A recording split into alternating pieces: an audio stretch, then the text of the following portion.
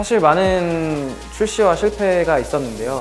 현재 그로우턴은 그 올리브영에 입점해서 올리브영 헤어케어 카테고리에서 랭킹 1위를 하고 있고, 조직의 규모가 커지다 보니까 같은 목표를 보고 일하게 하는 것들이 좀 어려웠고요.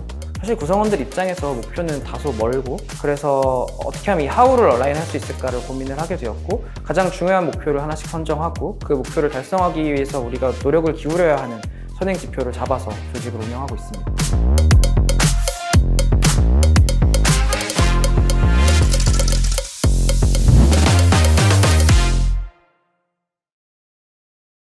네, 안녕하세요. 저는 바이트랩 조용훈입니다. 반려동물 브랜드 보호리를 시작으로 건강기능식품, 화장품, 다양한 브랜드를 이제 운영을 해오다가 최근에는 화장품 그리고 건강용품 위주로 브랜드를 재편해서 매년 2배 이상씩 성장하고 있는 미디어 커머스 회사입니다.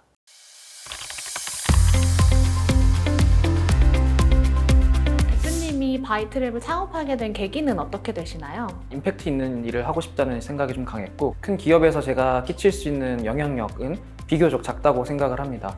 작은 조직에 있을수록 제가 기여하고 제가 낸 성과들이 조직 전체에 미치는 영향이 더 크다고 생각을 해서 조금 더 작은 조직, 그리고 더 나아가서는 제가 직접 운영할 수 있는 회사를 하고 싶다는 생각이 있었습니다. 첫 커리어는 스타트업에서 시작을 해서, 두 번째로는 이미 창업한 대표가 있는 회사에 코파운더로 합류를 했었고, 코파운더가 되면 저한테 좀 더 많은 의사결정 권한이 있을 거라고 생각을 했는데, 사실 결과적으로는 대표한테 그 의사결정 권한을 넘겨주는 게 맞겠다라는 생각이 들었고, 그러다 보니까 제가 생각했을 때 맞지 않는 방향이라고 생각하는 결정들도 있었고, 그래서 그를 이제 리스펙트를 계속 했지만, 그럼에도 불구하고 제 결정이 조금 더 낫지 않을까라는 생각에 제 결정을 좀 실험해보고자 창업을 하게 되었습니다. 그럼 바이트랩에 지금 아까 여러 브랜드가 있다라고 말씀을 해주셨는데, 가장 대표적인 브랜드는 어떤 게 있을까요? 가장 대표적인 브랜드로는 현재 헤어케어 브랜드인 릴리브를 꼽을 수가 있겠습니다. 사실 많은 출시와 실패가 있었는데요. 고객들이 느끼는 페인 포인트가 큰 시장, 그리고 거기서 우리가 보여줄 수 있는 컨텐츠적인 매력도, 그리고 실제 이 상품의 효능을 고려했을 때 어떤 상품이 필요할까를 고려를 했었고, 그렇게 해서 탄생한 게 이제 그로우턴이라는 상품입니다. 현재 그로우턴은 그 올리브영에 입점해서 올리브영 헤어케어 카테고리에서 랭킹 1위를 하고 있고, 현재 일본 시장에서도 Q10이라는 플랫폼에서 메가와리 기간에 1등을 유지하고 있는 그런 상품이고요. 미국 시장에서도 좋은 반응들이 있어서 좀 진출을 하고 있는 과정이고, 조직 전체가 한 상품에 몰입했을 때 우리가 큰 임팩트를 낼 수 있구나라는 믿음을 갖게 한 상품이고요. 그래서 현재 회사의 방향성도 그로우턴과 같은 히트 상품, 저희는 히어로스 큐라고 부르는데, 이런 상품을 어떻게 하면 출시할 수 있을까에 좀 몰입하고 있습니다. 바이트랩은 브랜드 성장 속도도 빠르고 굉장히 빠른 시도를 하고 계신데, 그 과정에서 어떤 운영 관점에서 어려움은 없으셨나요? 조직이 빠르게 성장한다는 것은 조직에 주어지는 과제도 계속 바뀐다는 것이고, 그 과제를 풀어야 하는 조직의 구조도 바뀌어야 되고, 조직 구조 안에서의 멤버들의 역할도 달라져야 한다는 것을 의미하는데요. 이 일을 따라오는 구성원들이 저랑 같은 생각을 가지고 있기는 꽤나 어려운 일이라고 생각을 합니다. 그래서 실제로 변화 과정 속에서 조직 구조 변경이나 R&R 변경이나 아니면 기대치가 바뀌는 일들이 왕왕 발생을 하였는데, 그 과정에서 구성원들의 이탈도 꽤 많았었고, 회사 운영이라는 게 사실 정답은 당연히 없겠지만서도 우리와 같은 과정을 밟는 회사들이 좀 분명히 있었을 거라고 생각을 하고요. 그래서 저희보다 조금 더 잘하는 회사, 저희보다 조금 앞서 있는 회사들의 대표님들 또는 그 회사에서 일을 하고 있는 이제 직원분들을 만나서 그 회사는 성장 과정에서 어떤 일들이 있었고 그 문제들을 어떻게 해결했는지를 좀 간접적으로 경험하려고 하고요. 또 이와 별개로 책을 좀 찾아 읽는 편입니다. 그래서 경영서적들에 이제 나온, 어떻게 보면 되게 교과서적인 답일 수 있지만, 교과서적인 답변과 실제 우리 주변에서 일어나고 있는 비슷한 조직의 문제, 그리고 우리 조직이 가진 문제를 좀 동일선상에 올려놓고 고민을 한 뒤에 결론을 좀 내는 편입니다. 그럼 바이트랩을 이렇게 운영하면서 대표님이 가장 큰 성취를 느꼈을 때는 언제가 있을까요? 저는 의외로 매출이 성장했을 때보다 그 매출을 성장시키는 과정에서 구성원들이 성장하는 모습을 보는 게 가장 뿌듯하고 성취감을 느끼는데요. 저희 회사가 첫 회사인 분들도 많고, 내지는 짧게 다른 회사에 경력이 있고, 이런 분들이 입사를 하셔서 저희 회사에서 성과를 내고 스스로 성장한 모습에 대해서 뿌듯함을 느끼는 그런 모습들을 봤을 때 가장 큰 성취감을 느낍니다.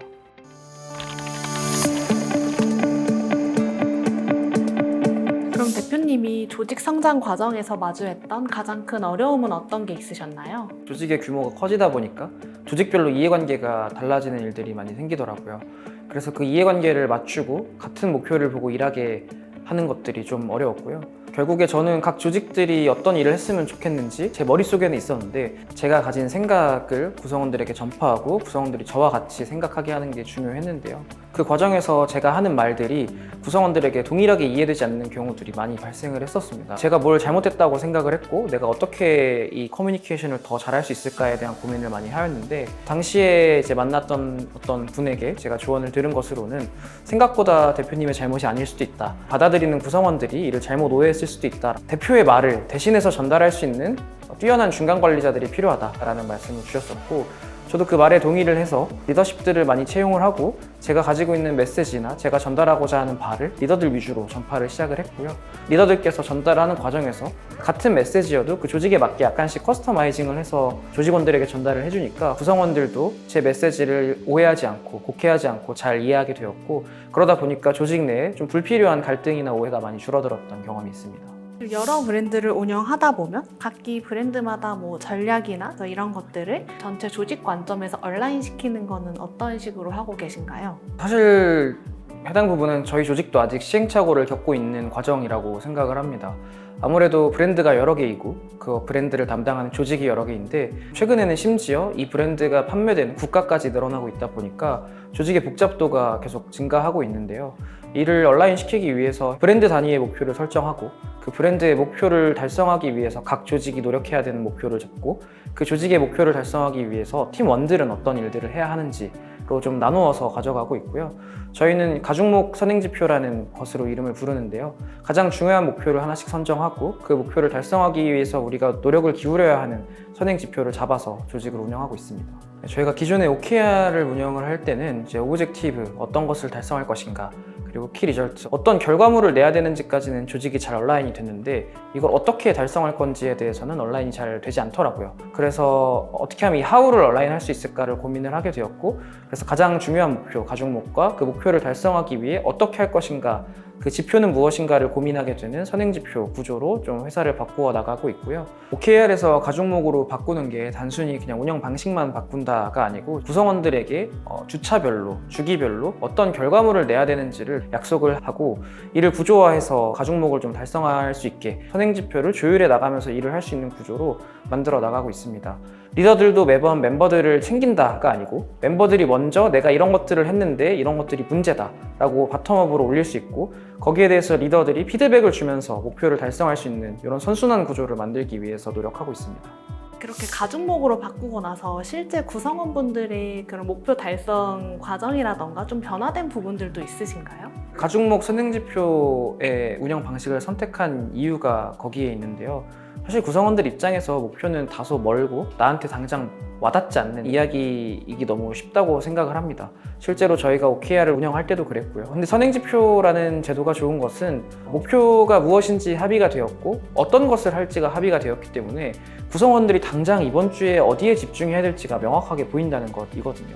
예를 들면 어떤 구성원이 선행지표 ABC를 설정해서 가중목을 달성하려고 하고 있는데 실제 선행지표 ABC를 위해 노력하고 있는 과정에서 정말 목표를 달성하고 있다고 느껴져? 그렇지 않으면 이 선행지표는 잘못 설정된 건데 그럼 선행지표를 좀 수정해야 되지 않을까? 이런 생산적인 정말 구성원들에게 당장 내가 내일 해야 되는 일에 맞닿아 있는 논의가 가능하기 때문에 이 하우를 합의하는 방식으로 좀 조직을 운영을 하고 있습니다. 바이트랩만의 좀 채용 기준이나 인재상은 어떤 게 있을까요? 제가 가장 중요하게 생각하는 역량은 문제 해결 능력입니다. 우리가 앞으로 성장하는 데 있어서 처음 도전해보는 일들도 많을 거고 같은 일이어도 이전에 회사에서 했던 것과 지금 이 조직에서 해야 되는 방식이 다를 수도 있고 여러 가지 환경이 다를 수 있다고 생각을 하는데요. 그 환경에 맞게 지금 뭐가 문제이고 그 문제를 해결하기 위해서는 어떤 것들이 필요하고 내가 어떤 워크 플랜을 가지고 움직여야 되는지를 스스로 설정하고 움직일 수 있는 사람을 가장 중요하게 그리고 가장 우수한 인재로 생각하고 모시고 있습니다. 두 번째로는 제로투원을 만들어 보고 싶은 사람을 좀 모시고 있고요. 처음 마주하는 일, 기존의 커리어에선 해보지 못했던 일이지만 이 문제에 대해서 어떻게 풀어나가야 될지 고민을 깊게 할 수 있는 그런 인재분들과 함께 일하고 싶습니다. 그럼 바이트랩의 그런 인재상과 핵심 가치가 가장 잘 드러나는 사례는 어떤 게 있을까요? 저희는 어떤 일이든 시작을 할 때 그리고 뭔가 실행을 하기 전에 이걸 왜 하는 건지 챌린지를 좀 많이 하는 편입니다. 이걸 왜 하는 거고 어떤 기대 효과를 생각하고 있고 이거보다 더 잘할 수 있는 방법은 없는지 이게 최선인지 이것을 계속 물어보고 그리고 그게 내부에서 논의가 진행이 되게끔 운영이 되고 있는데요. 저희 조직에서는 기존의 프로세스가 있다고 하더라도 더 나은 기준을 가지고 있는 구성원들이 합류를 했을 때 이렇게 일을 했을 때는 이런 문제들이 발생할 수 있고 그런 문제들을 사전에 없애기 위해선 프로세스가 이렇게 개선이 되어야 될 것 같다 라는 식의 움직임들이 좀 활발히 일어나고 있고요.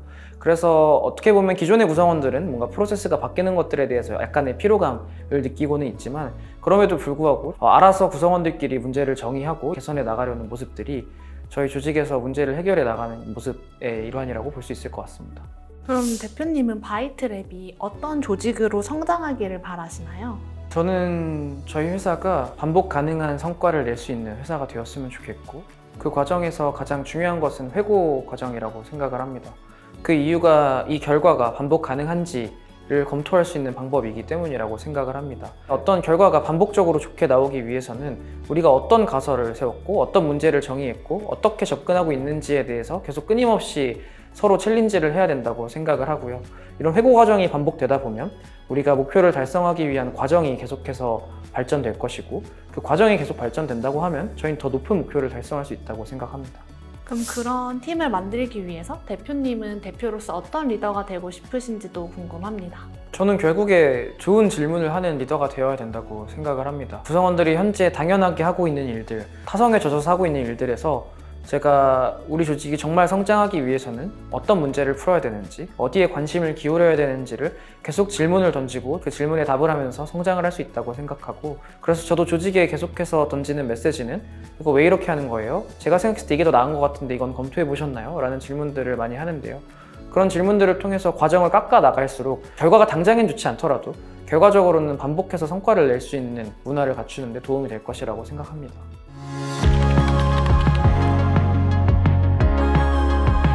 바이트랩이 현재 가장 집중하고 있는 영역은 어떤 부분인가요?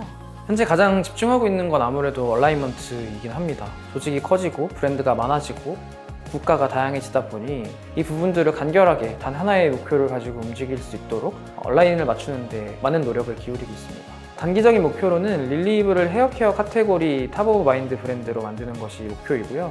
좀 글로벌리는 저희가 새롭게 출시한 스킨케어 브랜드인 색동서울이라는 브랜드가 글로벌리 인지도 있는 브랜드가 되는 것이 저희가 지금 가지고 있는 목표이자 과제입니다.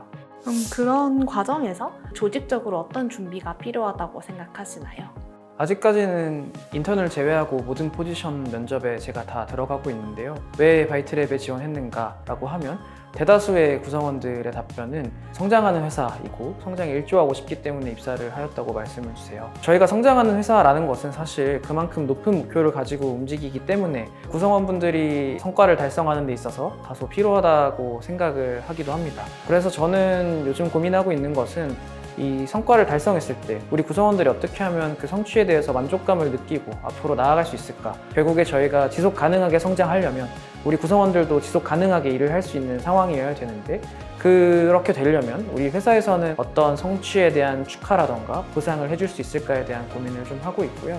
그래서 우리가 높은 목표이지만 그 과정을 굉장히 즐겁게 해나갈 수 있는 회사가 되었으면 합니다.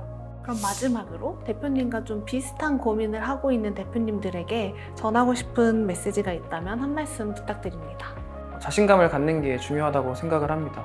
결국에 조직이 가지고 있는 문제에 대해서 가장 큰 의사결정 권한을 가지고 가장 큰 영향력을 행사할 수 있는 게 대표라는 사람이기 때문에 결국엔 대표가 결정해야 되고 대표가 책임을 져야 된다고 생각을 합니다. 저의 경우에는 때때로 자신감이 떨어질 때도 있고 그리고 제가 자신감이 떨어져서 의사결정을 애매하게 할 때 조직에 혼란이 야기되는 경험을 좀 많이 했어서 죽이 되든 밥이 되든 좋든 나쁘든 대표가 자신감 있게 결정을 하고 그 결정에 책임을 지고 조직을 움직이는 게 오히려 혼란이 적고 빠르게 움직이는 방법이라고 생각을 합니다. 그럼 오늘 인터뷰는 여기서 마무리해 보도록 하겠습니다. 감사합니다. 네, 감사합니다.